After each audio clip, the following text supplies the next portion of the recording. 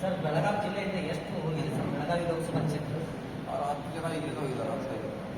2 ಕ್ಷೇತ್ರ ಸೇರಿ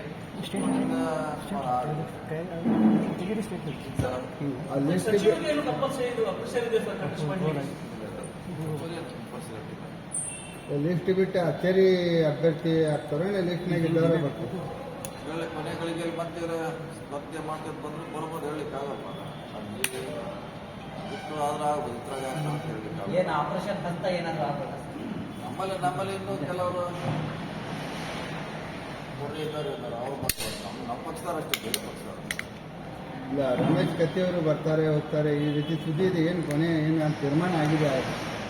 ನಮ್ಮ ಗಮನಕ್ಕೆ ಮುಂಚೆ ನೀವೇನು ಬಂದೇ ಇರಲಿ. ಅವರು ಬೈಲಹೊಂಗಲದ ಮಾಜಿ MLA ಅವರು ಟಿಕೆಟ್ಗಾಗಿ ಅರ್ಜಿ ಸಲ್ಲಿಸಿದ್ದಾರೆ ಅನ್ನೋ ಮಾತುಗಳು ಚರ್ಚೆಯಲ್ಲಿ.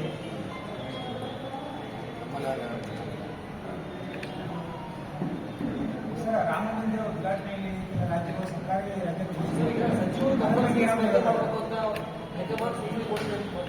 ಸರ್ಕಾರ ತೀರ್ಮಾನ ಮಾಡಬೇಕು. ರಜೆ ಕೊಡುಗಳು ಸರ್ಕಾರ ಪಟ್ಟಿದೆ ತೀರ್ಮಾನ, ನಾವು ಮಾಡಬೇಕಾಗ್ತದೆ. ಈಗ ಎಲ್ಲ ಕಡೆ ದೇಶಾದ್ಯಂತ ರಾಮನಾಮ ಜಪ ಆಗ್ತಾ ಇದೆ.